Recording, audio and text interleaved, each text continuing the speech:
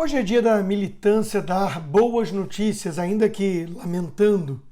O PIB brasileiro avançou 1,2% no primeiro trimestre desse ano, acima das expectativas e com qualidade.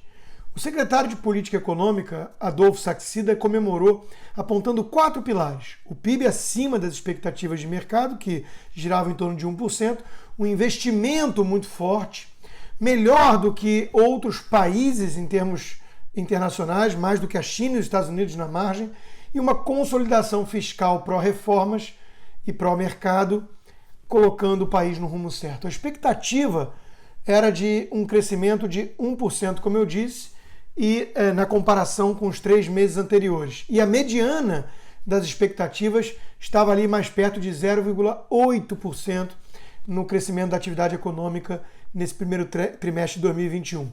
Com o resultado que veio de fato, o PIB voltou ao patamar do quarto trimestre de 2019, período pré-pandemia, portanto.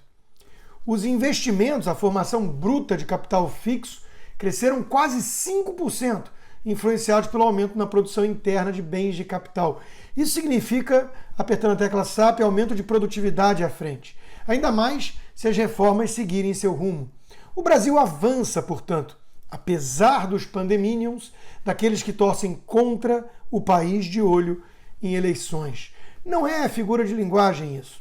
Tem apresentadora de emissora que em ato falho confessa o que muitos na imprensa tentam mascarar. Eles ficam tristes quando têm que dar notícias positivas.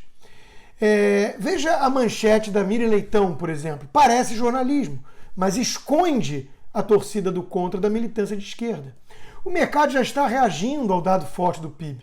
O Ibovespa superou os 127 mil pontos, já tem banco prevendo crescimento de 5% ou mais esse ano, o Goldman Sachs 5,5%, e o câmbio está furando a resistência e pode ir para baixo de 5%, um patamar mais civilizado. Podemos apenas imaginar como estaria o quadro se não fosse tanto boicote à agenda do ministro Paulo Guedes. Enquanto isso, na Argentina, segundo a OCDE, a Argentina é o país do G20 que vai demorar mais para se recuperar nessa pandemia. Pode levar quase 7 anos para retomar a níveis pré-pandêmicos, se conseguir.